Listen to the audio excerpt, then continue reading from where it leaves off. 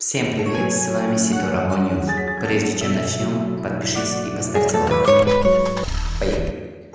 Топ-3 певицы Таджикистана, покинувшие таджикскую эстраду. Третье место – Сарвиноз Юсуфи. Таджикская юная певица Сарвиноз Юсуфи родилась 25 октября 1982 года в городе Вахта, Республики Таджикистан. Окончила среднюю школу номер 3 в 1999 году и поступила в Таджикский государственный коммерческий университет. Сарвиноз Юсуфи замужем и имеет дочь по имени Хумор и сына по имени Абубакр. Сарвиноз является одной из самых востребованных певцов на свадьбах и других праздниках. Выступление на таких мероприятиях – основной доход певицы с ее стороны на сегодняшний день. У Сарвиноз 2 студийных альбома, в котором Юсуфи загружала 15 песен. Ее первый альбом называется «Катрей Аш», дословно «Капли слез», а второй «Азор Якша», дословно «Тысяча и одна ночь». Сарвиноз с детства любила петь и слушала популярную таджикскую певицу Нигину Раупу. Это стало одной из причин, по которой Сарвиноз стала певицей. Сарвиноз в программе «Ногуфтаго» заявила, что уходит из мира шоу-бизнеса и перестанет выступать на публике. Это связано со смертью ее матери, которая умерла в феврале 2021 года. А спустя 5 месяцев, примерно 24 июля 2021 года, Юсуфи потеряла брата Сейджафара. По словам Сарвиноз, совесть не позволяет ей выступать после этого. И в ближайшем будущем певица не спешит выходить на сцену.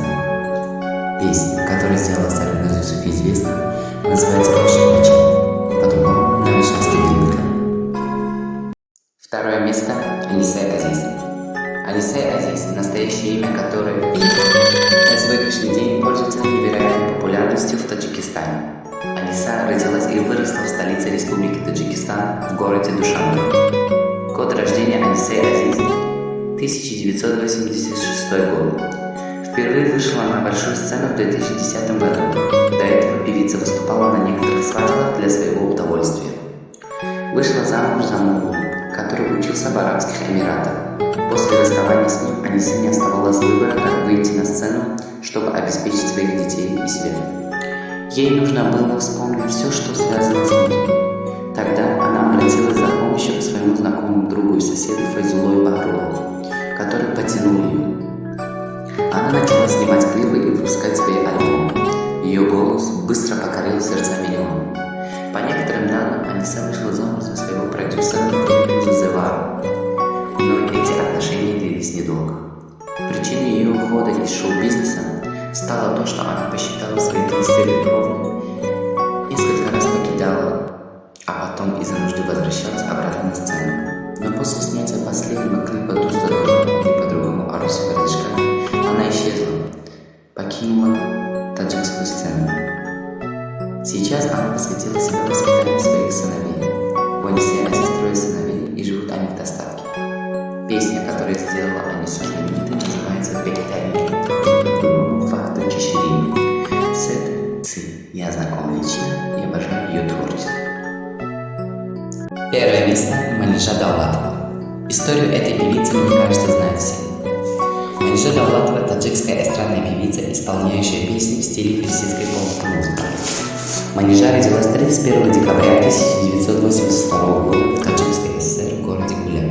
На 3-м курсе, переехав в Душанбе, поступила на журфак в ТГН. Живя в столице, певица занималась записью собственных песен в манере близкой по духу персидской музыки.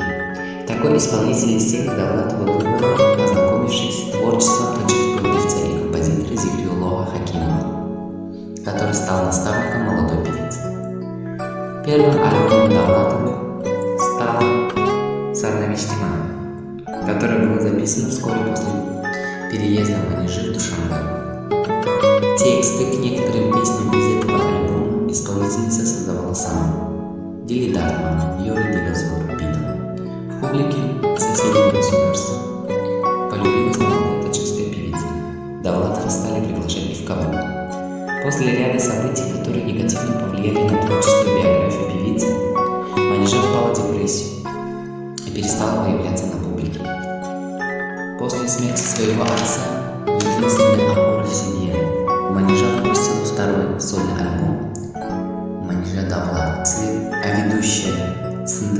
песня стала песней подарок, дословно отец. 3 года певица не появлялась на сцене, продолжая создавать треки для молодых коллег по цеху. Она написала треки для Злых Мамадшоу, Сурайо Мирзо, Джонни Бекиморо и Хабиба. Манижа написала музыку к песне «Дав Мизаны» Зайнабе Булодовой. Уйдя со сцены, исполнительница заявила в интервью, что решение пришло после долгих раздумий. В основе сомнений лежало двойственность. С одной стороны, по мусульманским традициям петь, развлекать других грех. С другой, грех то, что, отказавшись от выступления, артистка лишала удовольствия поклонников ее талантов. Но в итоге вокалистка сделала выбор, оставила эстраду. Несмотря на свои громкие заявления, Аниса и Азиз Исаева Юсуфи активно ведут свой инстаграм. На этом у нас все. Если понравилось, подпишись и поставь лайк. Будем рады каждой поддержке.